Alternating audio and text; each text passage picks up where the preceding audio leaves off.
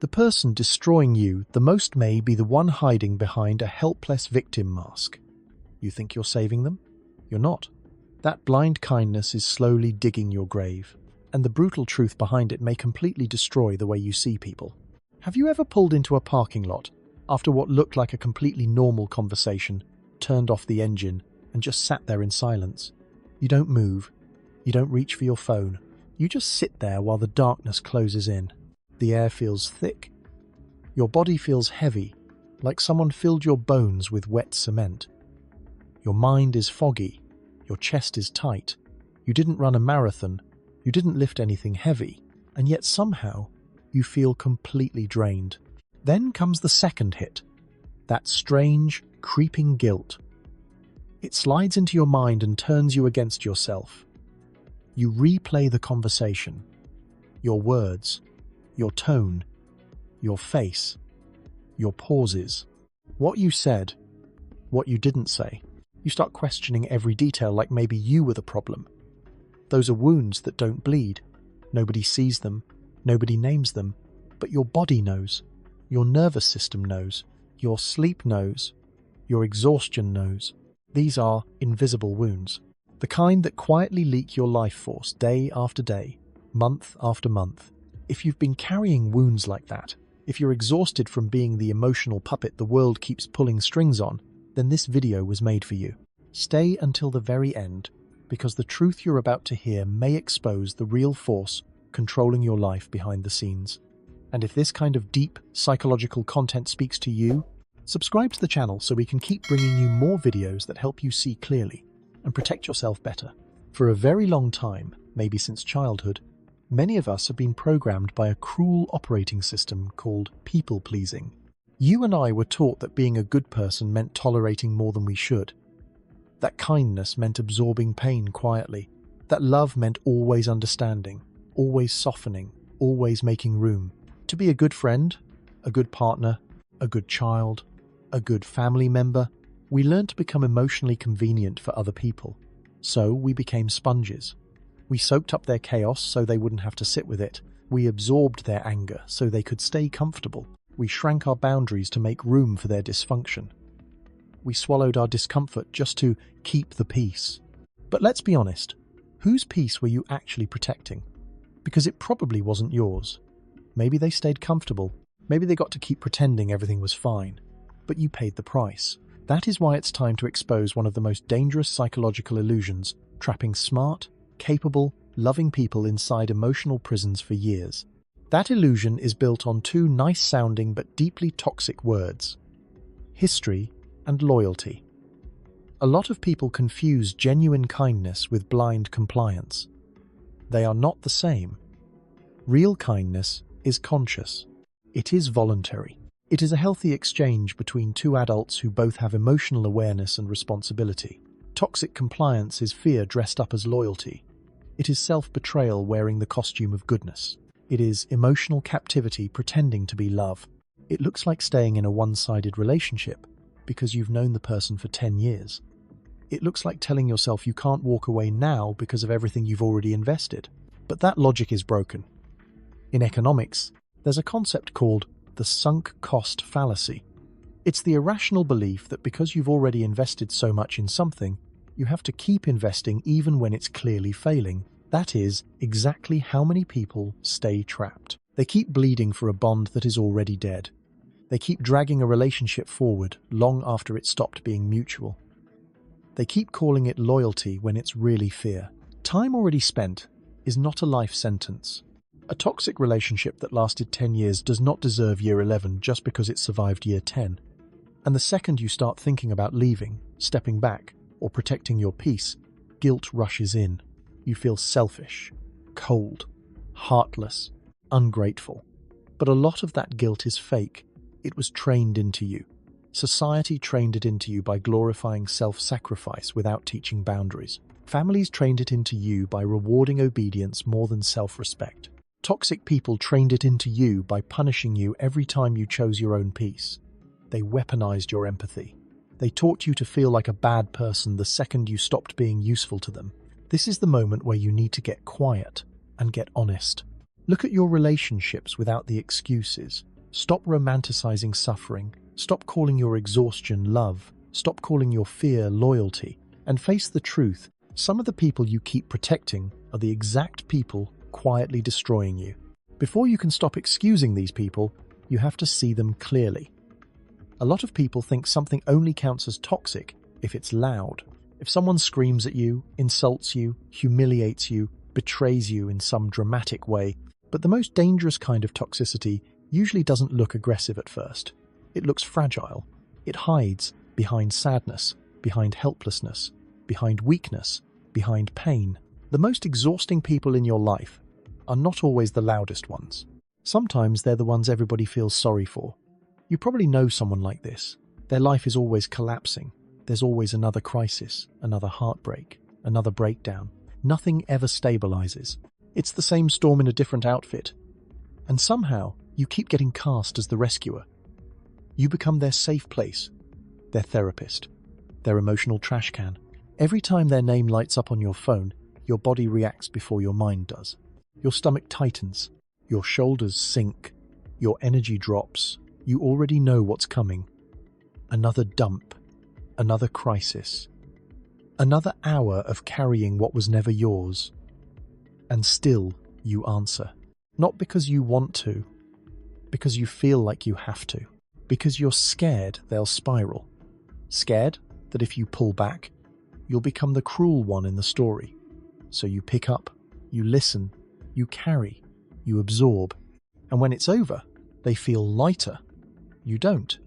They walk away relieved. You walk away emotionally contaminated. That's not connection. That's extraction. Then there's another kind of emotional parasite.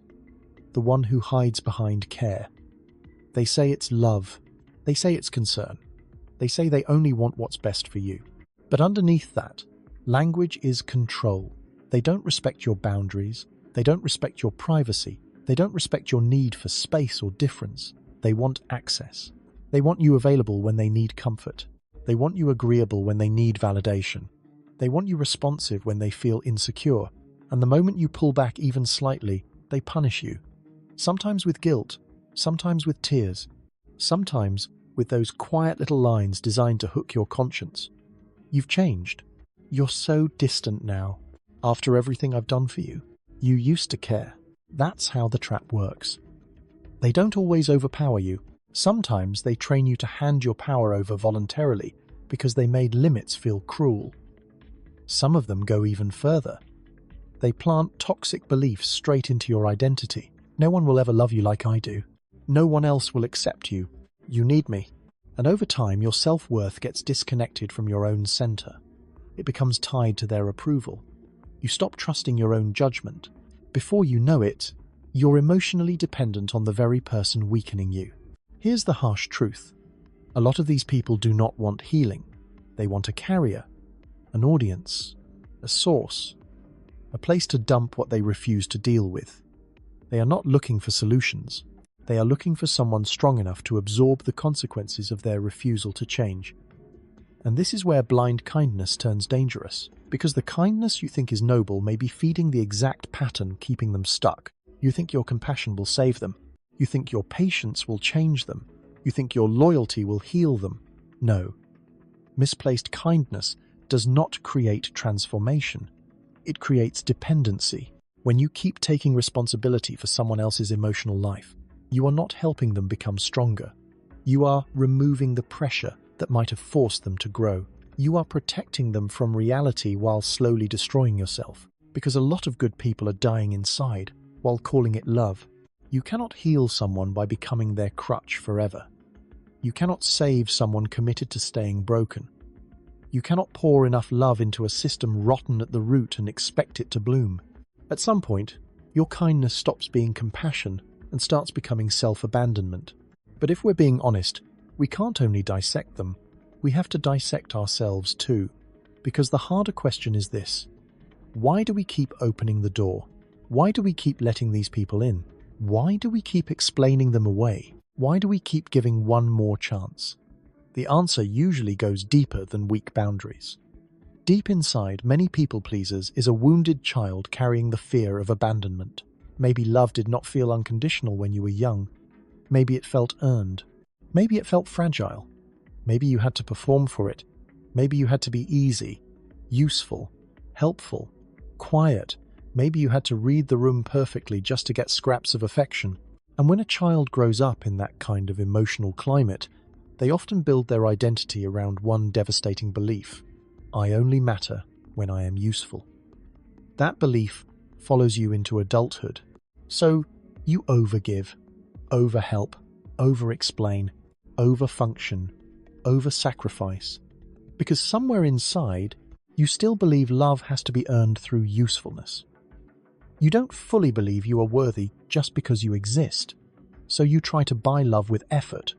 You try to secure loyalty with devotion. You try to make yourself indispensable, so nobody leaves. That is where the savior complex begins. And the savior complex is seductive. It makes you feel special, needed, chosen, important. You start telling yourself you're the only one who truly understands this broken person, the only one patient enough, the only one loving enough to stay. But that story is dangerous, because sometimes what looks like love is dependency dressed up as purpose. Sometimes fixing other people becomes a strategy to avoid facing your own emptiness. If you are always rescuing someone else, you don't have to sit still with your own loneliness. If you are always cleaning up somebody else's emotional chaos, you don't have to look at the abandoned rooms inside your own soul. Then one terrifying question shows up. Who am I if I stop being needed? That is what many people are really terrified of. Not just losing others, losing the role. That is why so many people stay trapped. Not because they are stupid, not because they are weak, but because leaving the cycle means facing the ache underneath it. So ask yourself something brutally honest. If tomorrow you stopped helping, stopped listening, stopped rescuing, stopped adjusting, stopped being endlessly available, would the people who call you special still stay? Would they still care? Would they still choose you? Or would they immediately go looking for another emotional supplier? That question hurts because it exposes the real nature of the bond. Sometimes you were never loved for who you are. You were valued for what you provided. That truth can break you, but it can also free you, because real love does not require self-erasure. Real love does not ask you to cut pieces off yourself to keep someone else comfortable. So let's say this plainly. Staying in pain does not automatically make you loving. Staying available does not automatically make you loyal. Sometimes it only proves one thing. You are terrified of being alone. And that changes everything. Because once you see that fear clearly, the spell starts breaking. You stop calling panic compassion. You stop calling self-abandonment loyalty. You stop calling your suffering depth. Once you understand where this pattern comes from, insight is no longer enough. Now you have to act. And that is where it gets ugly. Because boundaries sound empowering in theory. In reality, they can feel violent to a nervous system trained to survive through compliance. Setting a boundary is not always soft. It is not always graceful. It is not always peaceful. Sometimes it feels terrifying. Sometimes it feels brutal. Sometimes it feels like you're doing something wrong right when you're finally doing something right. Because the moment you say no, everything shifts. The moment you stop answering those draining late-night messages, the moment you stop over-explaining, the moment you stop lowering your standards, people notice. Especially the people who built their comfort on your lack of boundaries. And many of them will not take it well. They will act hurt, act shocked, act betrayed. Some will cry. Some will guilt-trip you. Some will smear you to other people. Some will rewrite the story so they become the victim and you become the villain. And the words they use will be carefully aimed at your deepest wound. You've changed. You've become cold. You're selfish now. You used to care. That's not random. That's strategy. They are pulling on the strings that used to control you. And if you've spent years being conditioned to manage other people's comfort, those words will hit like poison. They will make you doubt yourself. They will tempt you to shrink again just to make the discomfort stop. Then comes the hardest part of healing, guilt withdrawal. Your nervous system has spent years being rewarded for overfunctioning. It learned that being needed feels safe. It learned that self-sacrifice prevents conflict. It learned that making other people happy is how you avoid rejection. So when you stop, your body panics. You lie awake at night. Your heart races. Your thoughts loop. You replay everything. You wonder if you were too harsh. You wonder if maybe you are the toxic one. And what you start craving is not real peace. It is fake relief. The relief of going back to your old role. The relief of apologizing when you did nothing wrong. The relief of making yourself smaller again so everything feels normal. That is withdrawal. You are detoxing from the identity of being the good one, the fixer, the one who always understands. And like any addiction, part of you will want to go back. Don't. Stay with the discomfort. Let it burn. Let it expose what was never healthy in the first place. Because this pain is not proof that your boundary is wrong. It is proof that your old pattern is dying. You cannot remove a tumor without pain. You cannot break a trauma pattern without grief. You cannot become free without disappointing the people who needed you easy to control. So, hear this clearly. You are allowed to become the villain in someone else's story if that is what it takes to become the protector of your own life. A boundary is not a negotiation, not a request, not an invitation to debate. It is a line. And if they hate that line, that tells you something. You do not have to manage their disappointment. You do not have to soothe their anger. You do not have to water down your truth just because it makes them uncomfortable. Your job is not to protect them from the consequences of losing access to you. Your job is to protect your peace, your mind, your energy, your life. If you make it through the backlash, the guilt, the withdrawal, the loneliness, and all the inner chaos that comes with finally choosing yourself, what waits for you on the other side is not fireworks. It is something quieter, silence. At first, that silence can feel empty. Your phone lights up less. Your circle gets smaller. The noise fades. At first, part of you may mistake that quiet for loss. But something else is happening.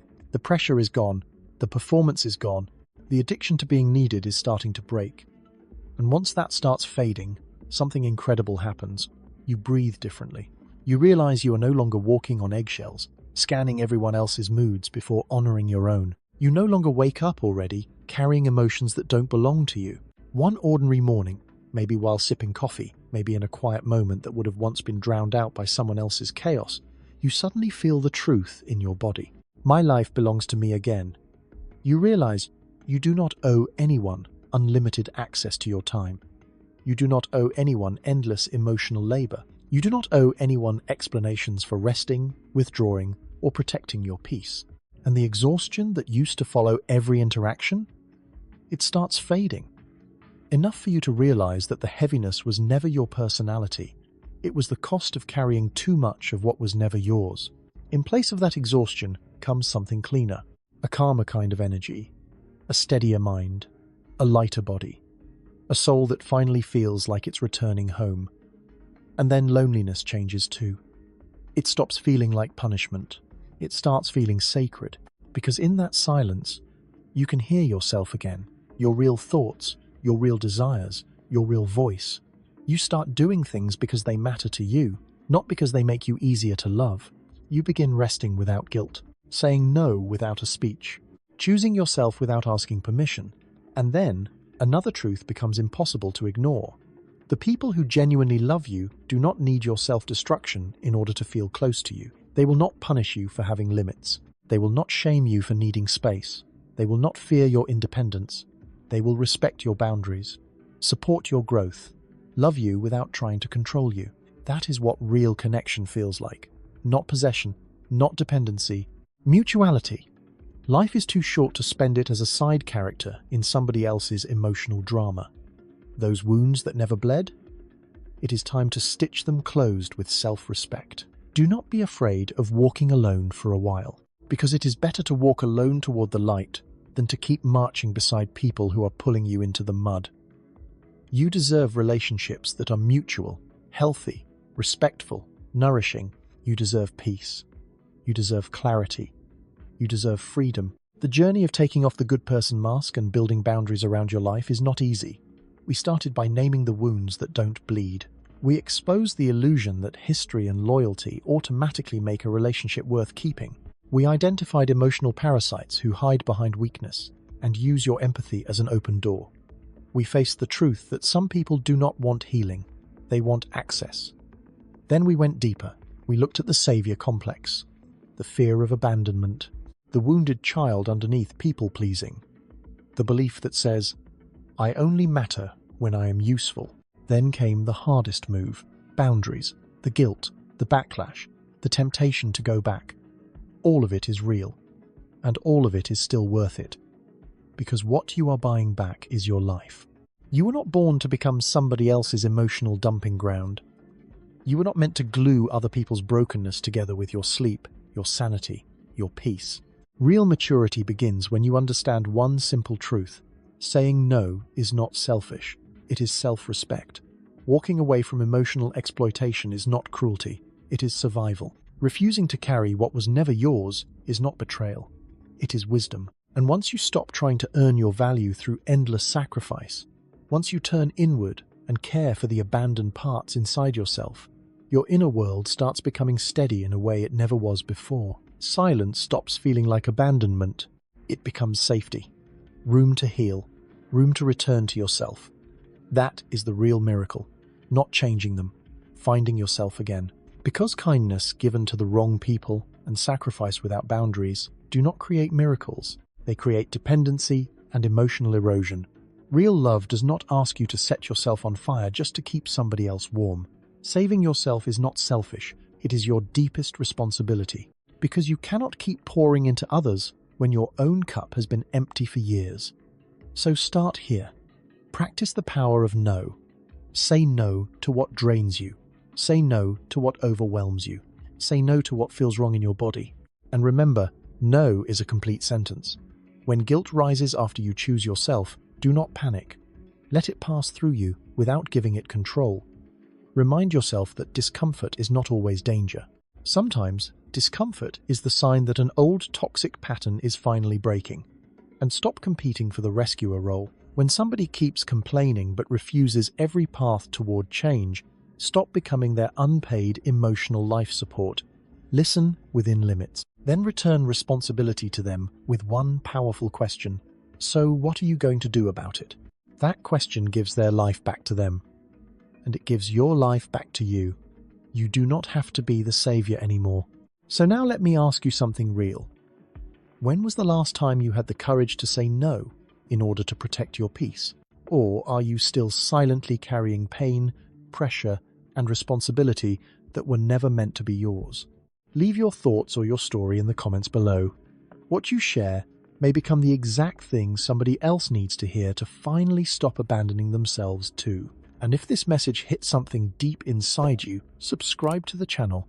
Your support is what gives this channel the strength to keep creating deep psychological content that helps all of us wake up, heal, and live freer lives.